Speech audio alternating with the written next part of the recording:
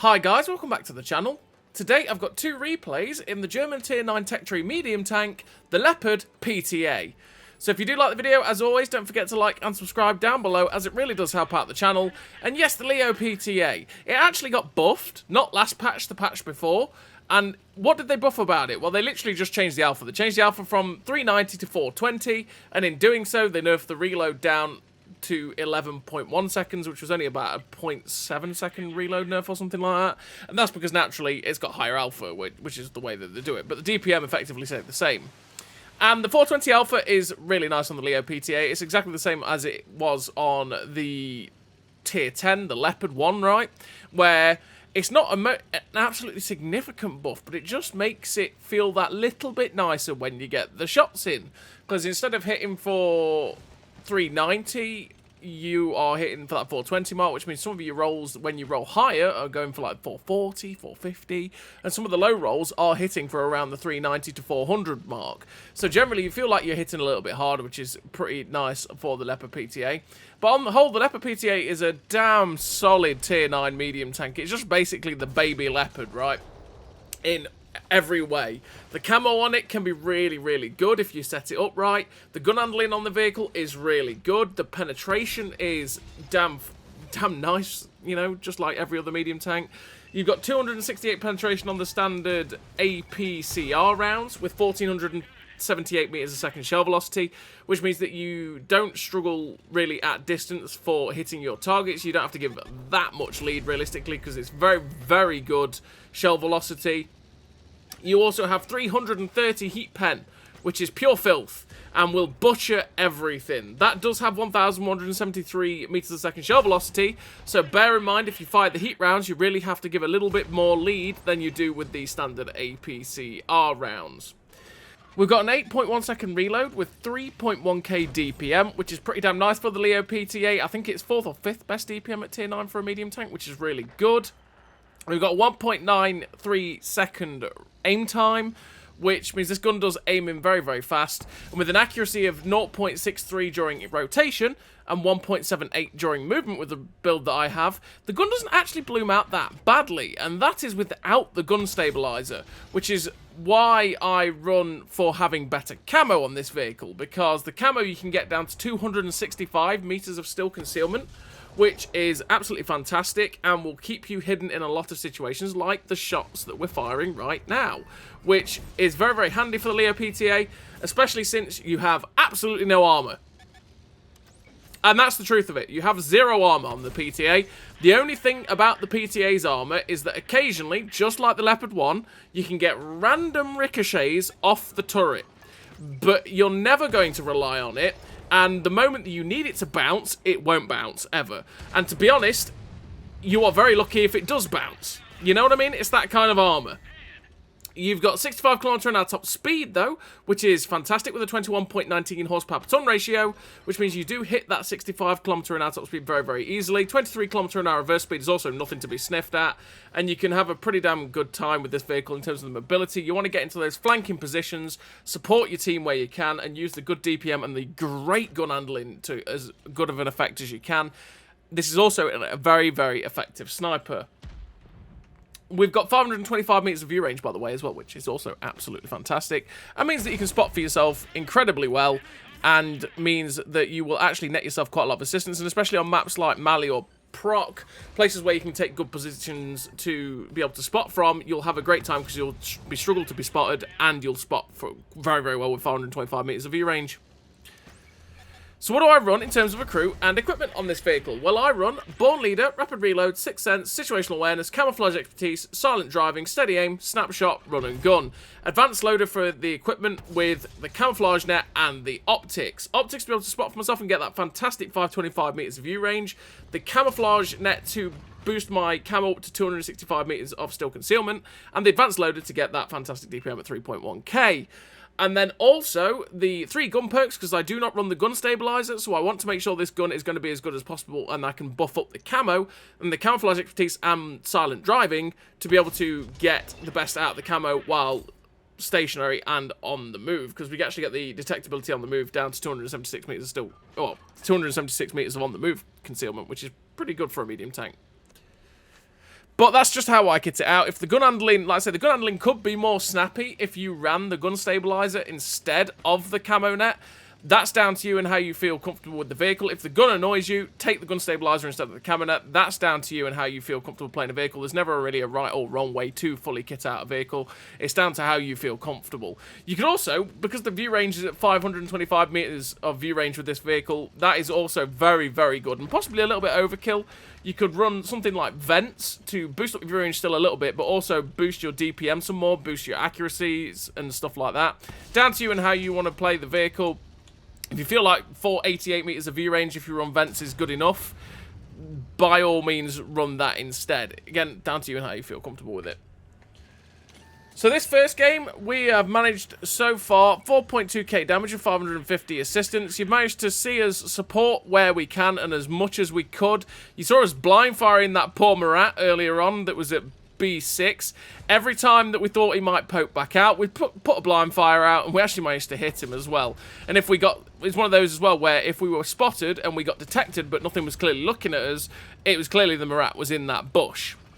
And we managed to farm away, managed to get the shots into the AVRE and the 268 and stuff like that as well that attacked our friends. And we managed to survive that situation with a good amount of damage. Now we're taking on the Object 268 version 4. And this guy with 650 Alpha can one-shot me because I've only got 526 HP, which means it's not going to go well for me. I really need this guy to fire if I'm going to do it. I feel like he has fired, so I poke out, put a shot through the lower plate, because the 268 version 4 can be a bit of a nightmare to pen at times with your standard pen. As you can see, we're unfortunately hitting the lower plate, but we are ricocheting because by APCR normalization, that sort of thing, 2 degrees normalization on the extremely angled lower plate of a 268 version 4 can be a bit of a pain sometimes, and even that cupola on top of the 268 version 4 can be very, very troll to shoot at, as you already saw us ricochet off of it. But there's 4 vehicles left on the enemy team. That was beautiful. We'll take that blind fire. We knew the Griller was up there at C1, and he just got unspotted, so I wondered, oh, I wonder if he's still there. So we took the shot on the move, and we slammed it home, up to 5.4k damage. There is only 3 tanks left, like I say. We know where this heavy tank... We know where the heavy tank is, the E75. The fact that that missed is so sad. We probably would have had an extra second or 2 there to actually aim that in. But we missed it, unfortunately. Go for the pixel shot on the E75. And yeah, even though we've got 0.26 accuracy with the build that I have on this vehicle, we're still not quite sniping the cupola of that E75, which was kind of sad. But this tank is, well, it should be good at that, because this gun is super accurate. And it is one of the nice things about the Leopard PTA. But we're being as careful as possible, because naturally, if we get spotted, that Grill 15 can just one-shot us, and the AMX 13105 could quite happily clip us out. So we're just being as careful as possible. We managed to snap the shot in to shut down the E75 as he pushed out, and now is the time to push towards where we know the Grill 15 is, and where probably the 13105 is. But as I said, we do have to be careful though, because you know the Grill 15 can one-shot us. The 13105 could just YOLO us and shut us down.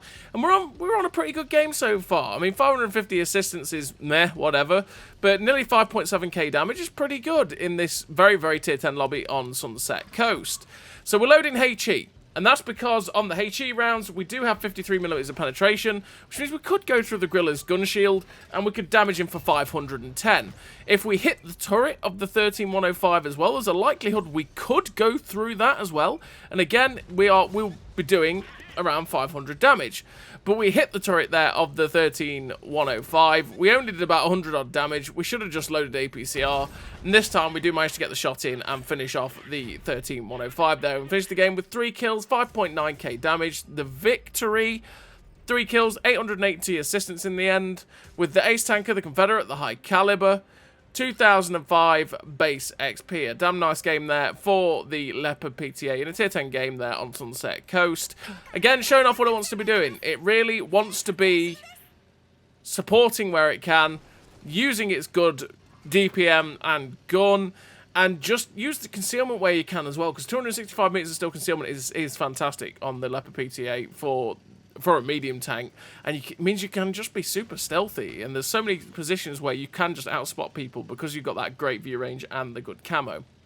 You also have 8 degrees of gun depression, which means using positions like this little ridge here on G45 is no problem for a Leo PTA. It's a very, very flexible tank, which is always a very nice thing for it. I'd say the only downside for me, to be honest, for the PTA is the fact that you have no armor. So sometimes when you get the more corridory maps where a bit of armor can be helpful, this tank can really, really be painful. But on the whole, you can have a lot of fun with it. So we're on the second replay. In the second replay, we are in what is, you would call, God tier matchmaking, which basically never happens. And that is, there's 3 tier 9s on each team. And that's it. The rest is all tier 8, which is beautiful. Our matchmaking is godly. That just never happens. It just never happens. It's usually when you're in a platoon, you always end up where, well, like the last game, where there's just basically very little tier 8s. Maybe not even tier 8. It's mostly tier 10 for a tier 9, which is pure pain. But we're going to make the most of it. And we're on Sand River, which is a map that I absolutely adore playing. I've always loved Sand River. It's one of those maps that I just enjoy when I play it. It's always been the case. It's up there with Westfield and Proc for me, where I just enjoy playing them. And Steps as well. I always love Steps as well. You know, those sorts of maps where you just get it and you go, yeah, doesn't matter where I'm spawning. I'm just happy to be playing this map, right? And we're on this middle area at G5. Now, this mid area on Sand River is a lot better for us than it is for them, because from their side, where the medium tank is currently at G6, it's quite easily for our tanks to farm them if they're sat on the dunes at J2. So it's one of those positions that if you're on the opposite side, you get to G6, try and get as many shots into the people crossing up onto the sand dunes on the 1-2 line as possible, and then run for dear life, because you'll start to get outspotted and you'll start to get farmed, and it's not going to be a good time for you. So we're just being patient. We're waiting for the tanks to expose themselves, so we know where they are. And we managed to get 713 damage so far. And then we've noticed up north, it's like, hello, Mr. T54. Did you see the camo there? That is the camo of the PTA. We popped up on the ridgeline. We were only about 270 to 280 meters away, which is just how good the camo is on this thing, and that guy did not spot us until we fired, which is beautiful. We're also spotting the guys on that northern end, which is feeding us assistance. We're up to 1498, and this is again where we're able to use the good gun handling of the vehicle to just hit the targets relentlessly at this distance. So we were getting detected there, which made me go, nope, I don't want to take the hits. We managed to back off, not take any hits. And then when we were unspotted, we pulled back up to see if we can get any shots. But they all made it across that gap, which made it very awkward. But we did manage to catch out a batch at 12T and finish off the Tier 8 French light tank. Now there's a Pershing crossing the open. Wow, that sun is blinding there. That sun is very blinding on Sand River. You know what, actually, that used to be far, far worse. That used to be really blinding, that sun. But we're trying to see the Pershing, and yeah, it's a bit of a struggle without the... If we didn't have the outlines there, we would be really struggling to see that Pershing. That sun was... Yeah, I don't ever remember it being... Don't feel like it was that bright when I was playing the game. I'd never noticed that. But watching on the replay, it's like... Ooh! Ooh, it's like staring into the blazing inferno. But anyway, I digress. We poke over on this ridgeline, and unfortunately, 268 pen bounces off the upper plate of the Hydra IS-6, which is because the upper plate is pretty strong on IS-6, or the Hydra, that is, and at the angle we hit it, it just wasn't quite enough to go through. But we have noticed that there is the Primo Victoria behind us, so what we're going to do is clear the Primo Victoria out, and then we can focus on the team, or the enemy team, that is possibly marauding towards our base at this current moment in time. So we come round, put one shot into the Primo Victoria, he takes another hit from our ally, and just as I was about to finish him off, the Astron Rex does manage to get the second shot in to shut him down. Artillery is currently looking at us, which makes me go, ooh, not a fan of that. Pershing pokes over, gets the first shot of damage into us, but we managed to snap the shot straight through his turret front, which was always going to be the case because the Pershing has decent armor, but not enough to bounce 268 penetration. The Hydra IS-6 comes in on me and the Astron Rex. The Astron Rex puts him down to a one-shot. Our reload comes in and we finish off the Hydra. They are capping currently. We're on 4,000 damage with 1,781 assistance. And because they're capping, we have to go back to see if we can spot the base. So instead of just YOLOing to E2 and getting hulled down the ridgeline, where maybe I start getting shot in the side by people at C5, C6, we're going to poke up to the position where we started the game and then see if we can actually spot the cap from there. But as we're poking over, we unfortunately had a bit of bad RNG and the shot hit the floor instead of the medium tank. There's also a cruncher and another guy on the other side, so we put a shot through the cruncher again. Camo on this tank being a beautiful godsend, because that cruncher could not see us as we fired at him. And we still have 44 seconds, right? I'm not 100% like, no, oh my lord, they're going to cap at this current moment in time.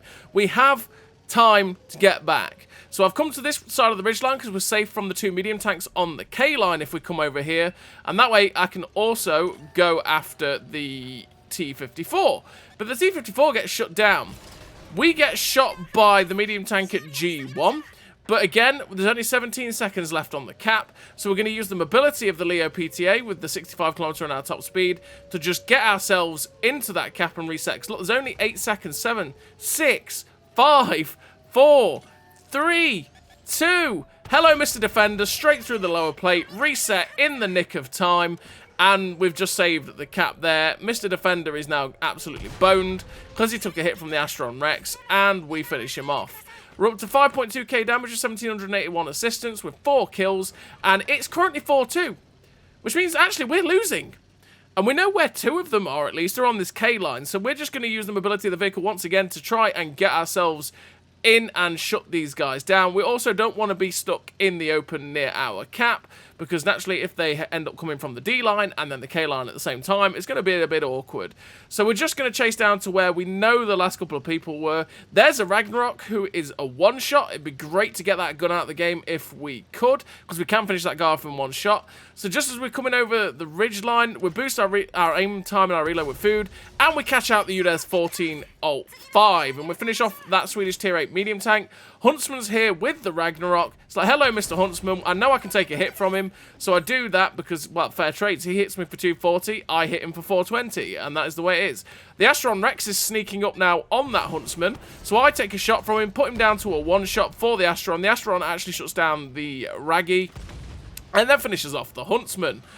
And that just turned the game on its head in the blink of an eye. We're up to 5 kills with 6.1k damage, and I'm like, I want my Top Gun. Where is my Top Gun? I want it. And because we got detected there, when we were about to poke over the ridgeline, and then when we pulled back, we were no longer detected, that made me think, okay, this guy's somewhere towards the mid-ridge.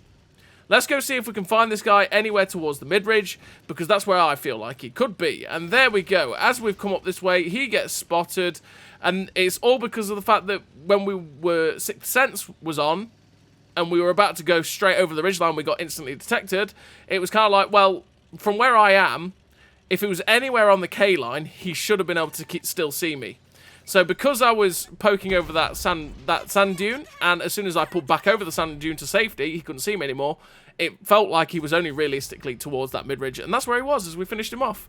And I finished the game with 6 kills, 6.2k damage, 1781 assistance, the ace tanker, the high caliber, the Top Gun Defender medal, the 2074 base XP. A really nice game there for the Leopard PTA in a very top tier, in the best kind of matchmaking you could ever get. And what am I if I don't make the best of what is matchmaking that I'll never see again for a long time? So as always, everybody, thank you very much for watching, and I'll see you next time.